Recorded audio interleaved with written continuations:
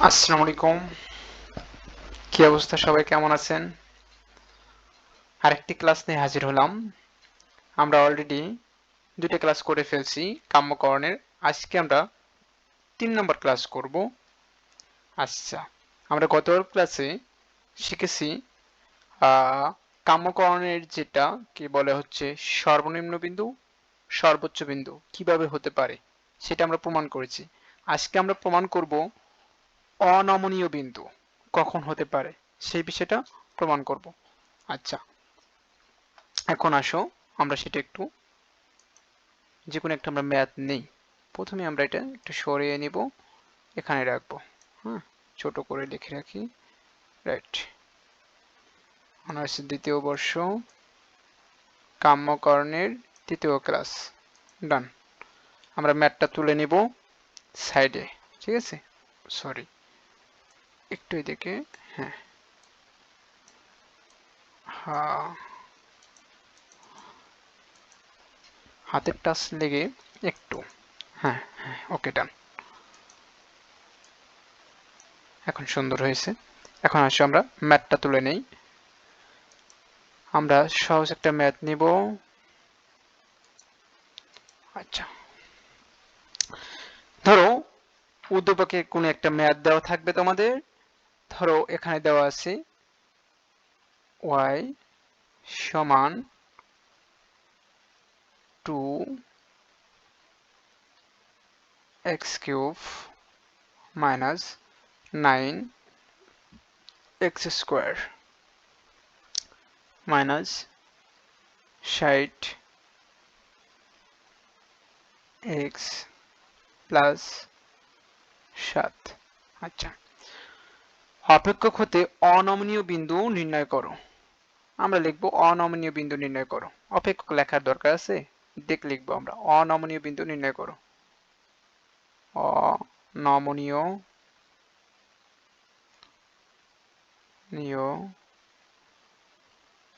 অনমনীয় বিন্দু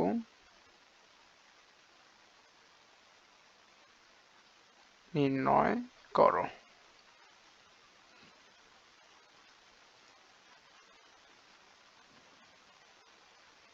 ওকে, প্রশ্ন আমাদের এটা। এখন আমরা ম্যাথটা করব।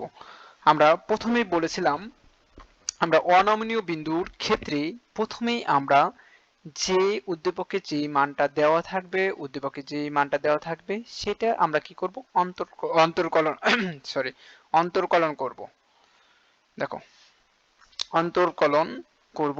দেখো, অন্তর্কলনের ক্ষেত্রে তাহলে আমরা এইটা করব। এটা হচ্ছে অধীন চলক, আমি বারবার বলতেছি এটা অধীন চলক। এটা হচ্ছে ভাই এই পাশেটা ডান দিকে সবসময় স্বাধীন চলক থাকে, আর বাম দিকে হচ্ছে অধীন চলক। কথা ক্লিয়ার?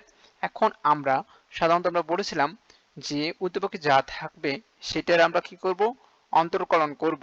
এখন অন্তর্কলন এই y এর তো অন্তর্কলন করব না, y এর যে এই মানটা দেওয়া থাকবে সেটার অন্তর্কলন করব। তার মানে y টা ডিপেন্ড করতেছে x এর উপর, সেই x এর সাপেক্ষে অন্তর্কলন করব। কথা ক্লিয়ার? এখন আমরা লিখব, দেওয়া আছে, এটা দেওয়া আছে, আমরা এখানে আর লিখবো না। এইটাই মনে করো আমি তুলে নিয়েছি। তোমরা পরীক্ষায় অবশ্যই এই লাইনটা একবার তুলে নিবা। এটা তো প্রশ্নে দেওয়া থাকবে, পুরোটা তোমাদের এইরকম ভাবে বলা হবে অনমনীয় বিন্দু নির্ণয় করো। তখন তোমরা কি করবে, এতটুকু পর্যন্ত তুলে নিবা প্রশ্নে, সরি প্রশ্নে বলে খাতায় তুলে নেওয়ার পর দেওয়া আছে। আমি ধরো এই পর্যন্ত লিখে নিলাম যে দেওয়া আছে। এখন আমরা ম্যাথটা করব যে dy dx equal d dx, x এর সাপেক্ষে যেহেতু আমরা করব, আমরা বাকি মানটা তুলে নেব। 2x³ minus 9x² minus 60x plus 7। ওকে, ডান। আমরা এতটুকু কি করব, অন্তর্কলন করব। আমি বলি নাই যে এইটা সমান 0 নেব। আমরা দেখা গেছে যে সর্বোচ্চ কোণ সর্বনিম্নর ক্ষেত্রে আমরা প্রথমে এটা দেওয়ার পর আমরা নিয়েছিলাম কত, 0, কিন্তু আমরা এই ক্ষেত্রে 0 নিব না। অনমনীয় বিন্দুর ক্ষেত্রে কি একটু এক্সেপশনাল, প্রথমে আমরা যেই মানটা দেওয়া থাকবো সেটা থেকে আমরা অন্তর্কলন করব। এখন অন্তর্কলন করো, 6x²। আমি ওই দিন গত ক্লাসে আমি বুঝিয়ে দিছি অন্তর্কলন কিভাবে করতে হয়। তোমরা না পারলে অবশ্যই ক্লাসটা প্রথম ক্লাস থেকে শুরু করবা, যারা মাঝখান থেকে ক্লাস কখনো শুরু করবা না তোমরা। কথা ক্লিয়ার? তাহলে কিছুই বুঝতে পারবা না। এখন আসো, তারপরে মান বের হয় 18x মাইনাস 60। ওকে, আমরা এটা পেলাম। এখন আমরা কি করব? পরবর্তী স্টেপে আমরা কি করব? প্রশ্ন হচ্ছে পরবর্তী স্টেপে আমরা কি লিখব? এতটুকু তোমরা বুঝতে পারছো? না বুঝলে অবশ্যই প্রশ্ন কমেন্টের মাধ্যমে তোমরা জানাবা। এখন আমরা লিখব প্রয়োজনীয় শর্ত। আমরা বলেছিলাম যেই মানটা পাবো এখানে আমরা প্রয়োজনীয় শর্তে চলে যাব। দেখো আমরা এখানে যে মানটা পেয়েছি এই মানটা কোথায় যাব? এই মানটা নিয়ে চলে যাব প্রয়োজনীয় শর্ত। প্রয়োজনীয়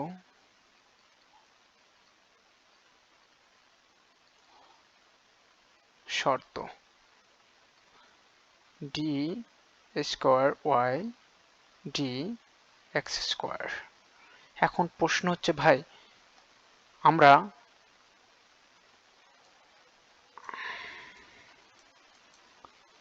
আচ্ছা আমাদের প্রশ্ন হতেই জাগতেই পারে। দেখো এখন প্রশ্ন হচ্ছে ভাই আমরা কেন এখানে ডি স্কোয়ার এবং এক্স স্কোয়ার নিলাম? আমরা দেখো ভাই প্রথম মাত্রার অন্তরকলনের ক্ষেত্রে আমরা লিখি ডিওয়াই ডিএক্স, দ্বিতীয় মাত্রার অন্তরকলনের ক্ষেত্রে আমরা লিখি D square D by X square. এটা দ্বিতীয় মাত্রা। যখন দেখবা ডি কিউব থাকবে তখন তুমি বুঝে নেবে এটা তৃতীয় মাত্রার। কথা ক্লিয়ার? তোমার সবকিছু জেনে নিতে হবে এটা কেন লেখা হয়। অনেকেই হয়তো এটা বলে দেয় না, বাট তোমার এটা বুঝে নিতে হবে। কথা ক্লিয়ার? ওকে ভাই, পরবর্তীতে আসো। আমরা এখন লিখব ডি ডিএক্স, এক্স এর সাপেক্ষে যেহেতু অন্তরকলন, আমরা যে মানটা ছিল আমাদের 6 এই মানটা নিব আমরা। এটা সমান কি নিব? শূন্য নিব। আরেকটা প্রশ্ন, তুমি যদি তুমি যদি এইটা সমান শূন্য নিয়ে তারপরে এই মানটা বসাও তাও হবে। যেমন ধরো আমি নিলাম, আমরা যেহেতু বলেছিলাম D square Y D X square সমান শূন্য, তারপর তুমি কি করবা? এখানে লিখবা ডি ওয়াই ডি এক্স সমান শূন্য, এখানে আবার ডি ডি এক্স ওয়াই এর মানটা বসাবা যেই মানটা এখানে দেওয়া আছে। হ্যাঁ, 6x স্কোয়ার আমরা যেটা এখানে বসাচ্ছি, এভাবেই কিন্তু এখানে মানটা বসানো হচ্ছে 6x square minus 18x 60 equal শূন্য। তুমি ভাই প্রশ্ন করবা বা যে এইখানে শূন্য কেন বসাবো, এই যে জায়গায় ডিরেক্ট আপনি কিভাবে শূন্য বসাইলেন? হ্যাঁ, সেটা আমি বলেই দিলাম যে এইখান থেকেই আসলে এইভাবে চলে আসছে। ঠিক আছে, আমরা এই মানটা এখানে এইভাবে না বানিয়ে আমরা জানি যে আবার সহজ জিনিসটা আমরা সংক্ষিপ্ত করার চেষ্টা করি, এটাই এখানে সংক্ষিপ্ত করা হয়েছে। যেমন এই লাইনটা বাদ করা হয়েছে এবং এই লাইনে ডিরেক্ট চলে আসা হয়েছে। কথা ক্লিয়ার? এখন আসো আমরা অন্তর্কলন করব। তাহলে এখানে মান বের হয় 12x স্কোয়ার মাইনাস 18। এখানে যেহেতু আমরা বলছি ফিক্সড কস্ট বলে যেটাকে বলা হয় স্থির মান, এখানে একটা স্থির মান দেওয়া আছে, এই স্থির মানের ক্ষেত্রে কখনো অন্তর্কলন হয় না। এখন আমরা ডিরেক্ট লিখব শূন্য। আচ্ছা, আমরা এতটুকু ক্লিয়ার। এখন আমরা কি করতে পারি? আমরা এখান থেকে আমরা বলেছিলাম প্রয়োজনীয় শর্ত, এখান থেকে আমরা x এর মানটা বের করব। তার মানে আমাদের x এর মানটা বের করো এখানে 12। আচ্ছা সরি সরি, এখানে আমাদের একটু মিস্টেক হয়েছে, এখানে তো এক্স স্কোয়ার এটা তো কাটা যায়, কারণ আমরা অন্তর্কলনের ক্ষেত্রে বলেছিলাম এক্স স্কোয়ার যদি থাকে তাহলে সেখান থেকে -1 বিয়োগ করলে সেখানে 1 থাকে, সেই 1টা এক্স এর উপর 1 যদি থাকে সেটা লিখতে হয় না, ডিরেক্ট 1 এক্স লেখা যায়। তার মানে এটা লেখা যাবে না। ঠিক আছে,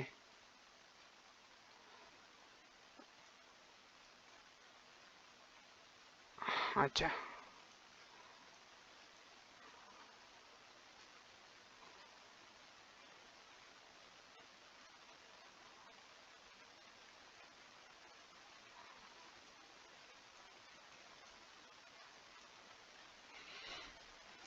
আমরা এতটুকু ক্লিয়ার।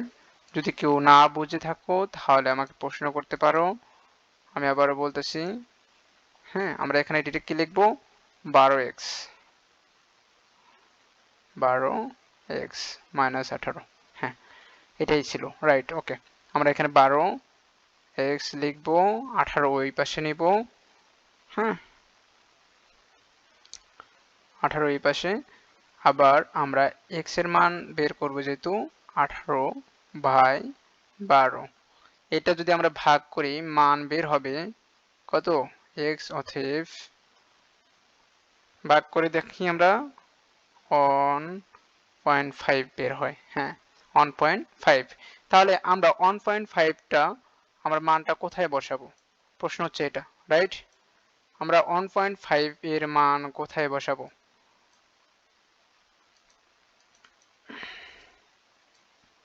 সরি,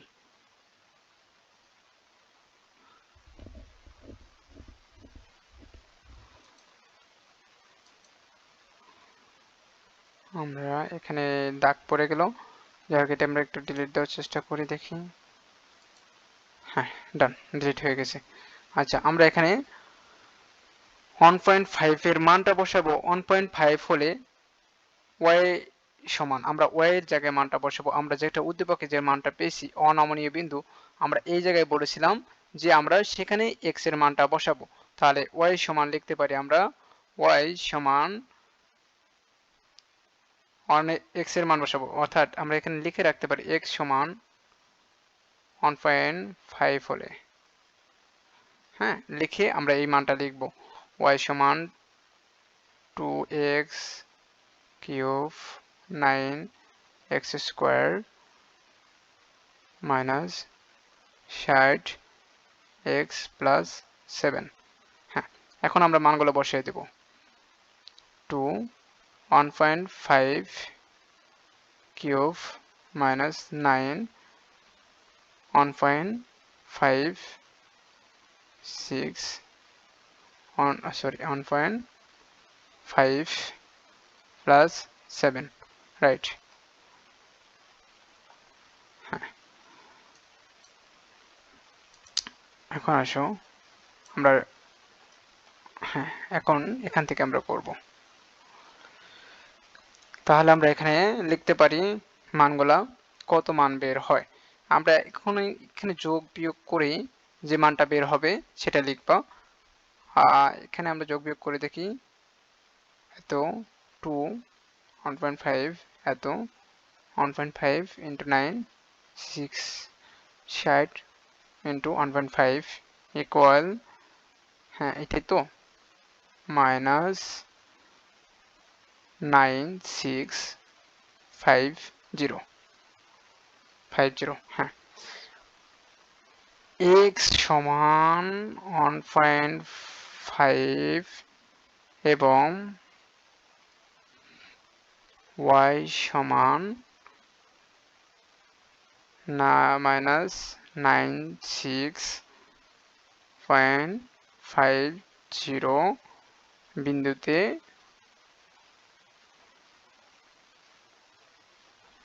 অনমনীয় বিন্দু পাওয়া যায়। অনমনীয়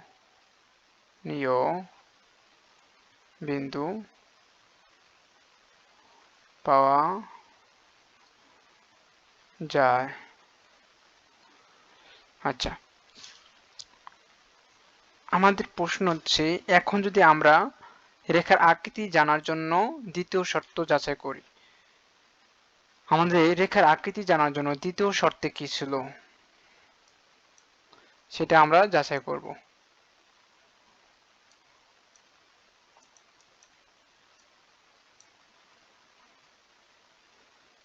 রেখার দ্বিতীয় শর্তে কি ছিল সেটা আমরা যাচাই করব এখন।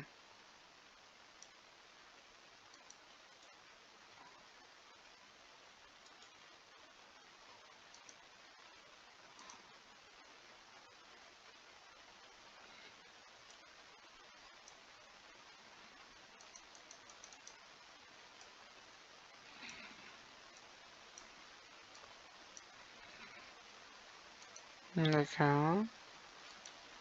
দ্বিতীয় শর্ত। আচ্ছা, দেখো আমরা এখানে দ্বিতীয় শর্তটা যাচাই করব। অনমনীয় বিন্দু পাওয়া যায় আমরা লিখেছি, হ্যাঁ। এখানে আমরা লিখতে পারি রেখার আকৃতি জানার জন্য দ্বিতীয় শর্ত যাচাই করি। দ্বিতীয় শর্ত কি ছিল দ্বিতীয় শর্তে ছিল আমরা বলেছিলাম D cube Y D X cube. এখন আমরা এই মানটা কোথা থেকে নিব প্রশ্ন হচ্ছে এটা। আচ্ছা আসো আমাদের মান যে এখানে তোমরা এখানে দেখছো কিনা, দাঁড়াও আমি একটু উপরে নেই।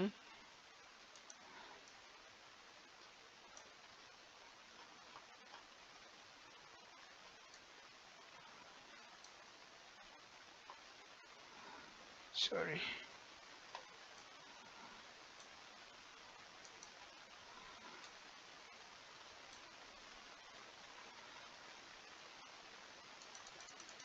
হ্যাঁ এখনো হবে। দেখো এখানে আমাদের এই যে মানটার কথা বলা হচ্ছে এখানে আমরা কোথা থেকে পাবো, রাইট?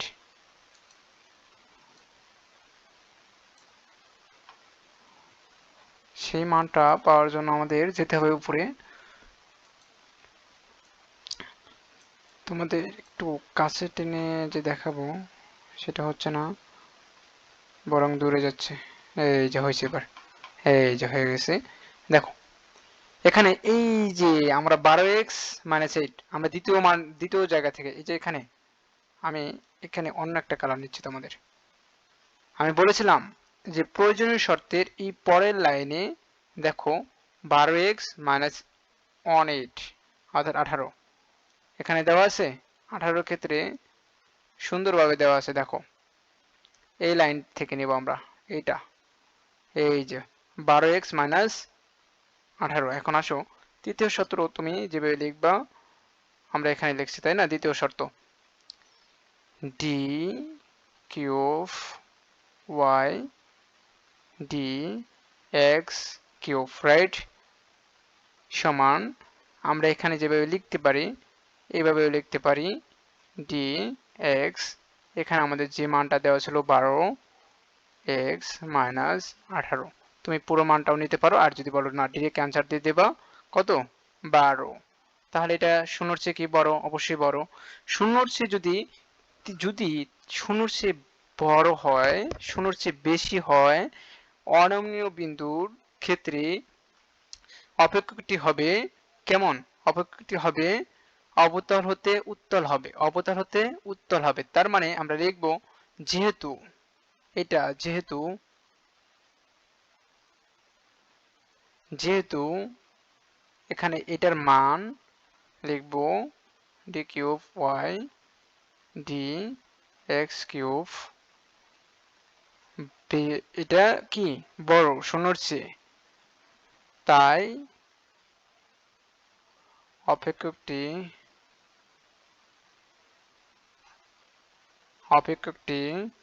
অবতল হতে উত্তল, অবতল হতে উত্তল। না বুঝলে প্রশ্ন করবো, ঠিক আছে? অবতল হতে উত্তল। আমি আরেকটা জিনিস সেখানে পয়েন্ট আউট করে দিই তোমাদের, যে বিষয়টা যে তোমাদেরকে আমি গত ক্লাসে এটা বলেছিলাম যে তুমি কিভাবে বুঝবা যে এটা অনমনীয় বিন্দু। অনমনীয় বিন্দুর ক্ষেত্রে যদি বলা হয় প্রথমে, এখানে যেহেতু অনমনীয় বিন্দু নির্ণয় করতে বলছে, সো এখানে প্রথমে পয়েন্ট আউট করতে হবে তোমার কি করতে হবে। অনমনীয় বিন্দুর ক্ষেত্রে আমি বলেইছিলাম তোমাদের প্রথমে যে মানটা দেওয়া থাকবে ভাই, যে মানটা দেওয়া থাকবে, দেখো আমরা দেখি, হ্যাঁ হবে, ওকে। দেখো একটু এখন কাছে নিয়ে এসে দেখাচ্ছি তোমাদের সবকিছু এ টু জেড।